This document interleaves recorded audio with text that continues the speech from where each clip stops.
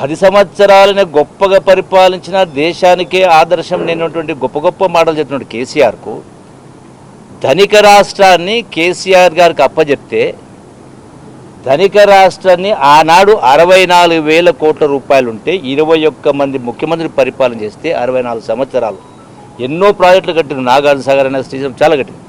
అయినా కూడా 64 సంవత్సరాల్లో 21 మంది ముఖ్యమంత్రి పరిపాలిస్తే కేవలం 64,000 కోట్లు అప్పు ఉంటే మీరు 10 సంవత్సరాలు ఒక్క ముఖ్యమంత్రి ఇలా 8 లక్షల కోట్ల అప్పు చేసింది నిజమా అబద్ధమా?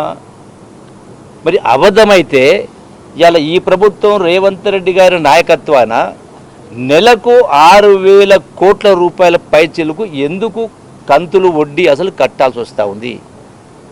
గత కాంగ్రెస్ 2000 కేసీఆర్ ముఖ్యమంత్రి కాకముందుకు 2 జూన్ 2014 నాడు సంవత్సరానికి 6,000 కట్టేది, నెలకు 6,000 కట్టాల్సి వస్తూ ఉంది.